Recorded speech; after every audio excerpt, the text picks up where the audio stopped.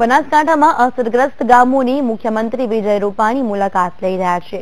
ત્યારે મુખ્યમંત્રી વિજય રૂપાણીનો બનાસકાંઠામાં આજે ત્રીજો દિવસ છે, જ્યાં વિજય રૂપાણીએ ધ્રુણવેલ ગામમાં સભા યોજી હતી અને ગામના લોકોએ પડી રહેલી હાલાકીની મુખ્યમંત્રીને રજૂઆત કરી હતી। મુખ્યમંત્રીએ લોકોના પ્રશ્નો સાંભળ્યા હતા।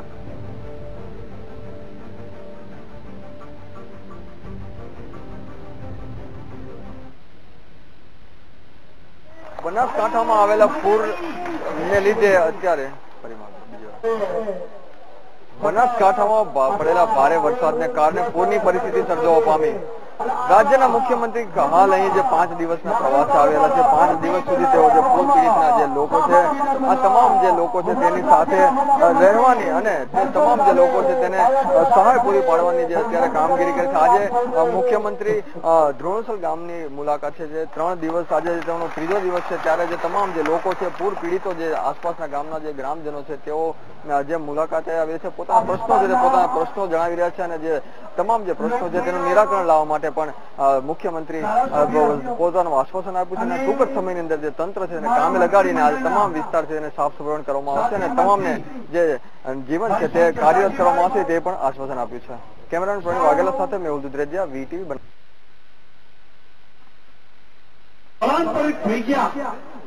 અને એ સમયે તમે બધા લોકોએ તમારા જીવને વાલા ગણવાને બદલે બીજાના જીવને વાલા ગણીને બીજાની ચિંતા કરીને સૌને કહ્યું છે કે 5 દિવસ હું બનાસકાંઠાના ભાઈઓ બહેનો વચ્ચે રહેવાનો છું। આજે મારો ત્રીજો દિવસ છે।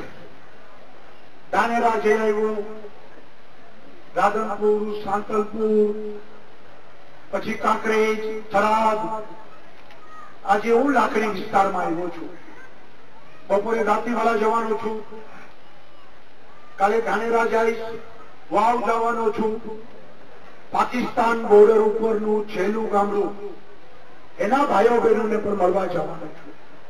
કહેવાનો મતલબ એ છે કે 5 દિવસમાં અસંખ્ય લોકોને મળીને તમારા દુઃખ દર્દને સાંભળી સમજીને મારી ફરજ ગણીને બધાને કેમ મદદરૂપ થવું એને નહીં કરીએ તો આવનારા દિવસોમાં પછી ભગવાન બચાવ્યા તો એના માટે પણ જાગૃત થવાની આવશ્યકતા।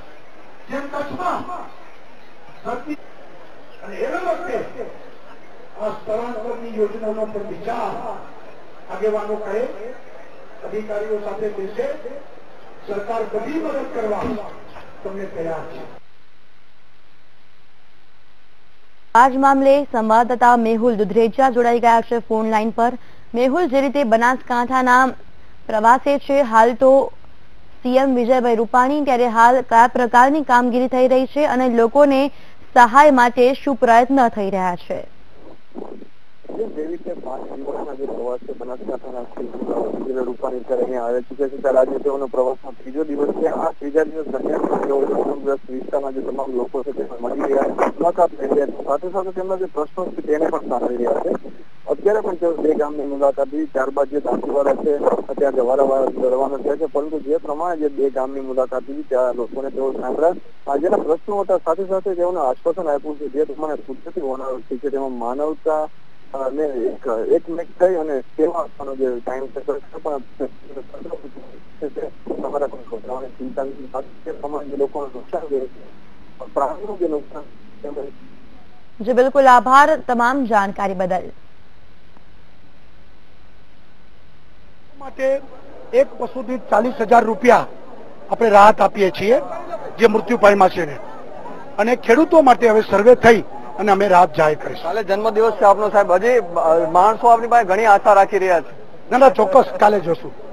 જેવી રીતે ખૂબ જ સારું છે અત્યારે મુખ્યમંત્રીને ટૂંક જ સમયની અંદર તમામ જે વસ્તુઓ છે તે લોકોને પૂરી પાડવામાં આવશે અને તમામ જે પૂરગ્રસ્ત વિસ્તારો છે તેને અને પ્રાણીઓ માટે પણ સારી વ્યવસ્થા કરવામાં આવશે તેવું આશ્વાસન વિજયભાઈ રૂપાણી આપ્યું છે।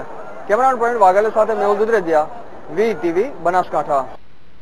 તો હાલ સમાચાર